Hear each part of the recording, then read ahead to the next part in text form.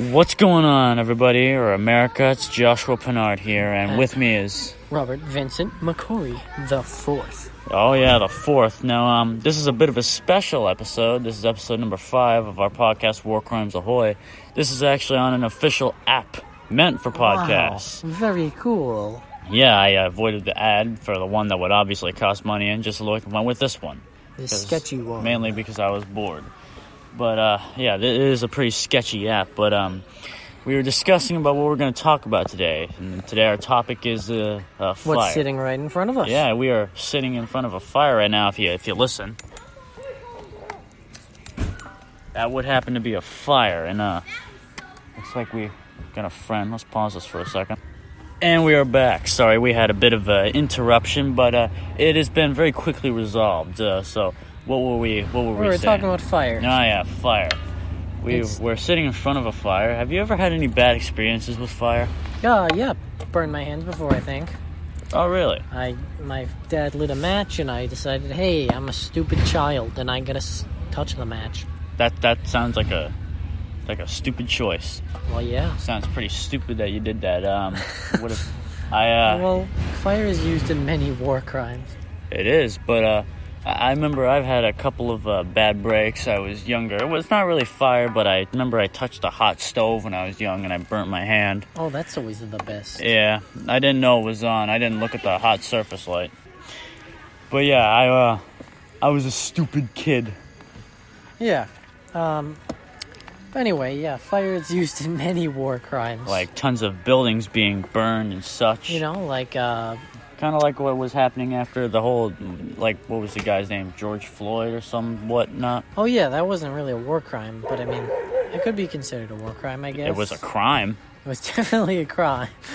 I don't know necessarily a war crime, but we're at the 2-minute mark. Let's extend this to 5 minutes. 5 minutes, wow. Yeah, 5. 5 sounds similar to fire. And it is the 5th episode, so... This is the 5th episode, so, you know... This might be of something. Might be pretty good. Yeah. Speaking of the fire, there was the fire in my heart about my ex specifically. It didn't go well last weekend this weekend. Yeah. But it sucked. That bitch. Okay. But no, I'm sorry. This is a Christian podcast. Yes. From what I can tell.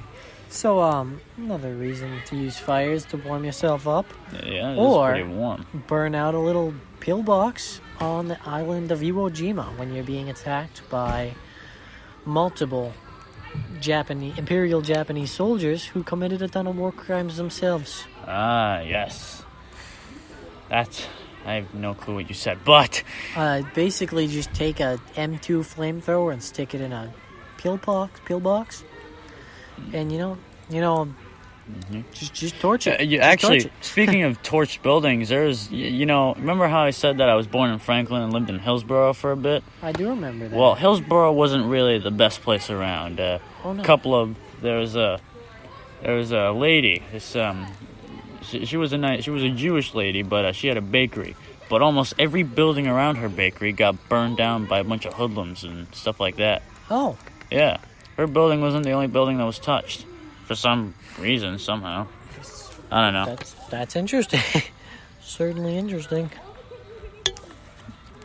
Yeah, I just drank something. A nice, refreshing Coca-Cola. If you want to sponsor us, that'd be pretty good. That'd be pretty neato, but, yeah, the Hillsborough was definitely not a good place. Franklin wasn't any better. And I'm not really too sure about the Madison area and Conway. Madison's great. Yeah, Madison. It's not really a lot in Madison. All it is like trees. A lot of frogs. And frogs and swamp-ass areas. But, other than that, hey, we reached 420 mark. But, nice. Yeah, nice. But, fire is definitely a very useful and terrifying tool. Yeah, it can be a weapon of mass destruction, and maybe, if certain situations and if push comes to shove, could be used to save your life if you're in a place where you're very cold.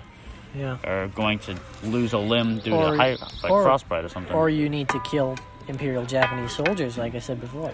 Yeah, that'd be pretty good too. Well, we're unfortunately running out of time here, even though this timer says that we can go on for another 10 minutes. But I want to see how I can publish this, because it's probably not going to be easy. But I'm your neighborhood pal, Joshua Pinard. And I'm Robert Vincent Mccory IV. And this is War Crimes Ahoy, Episode 5.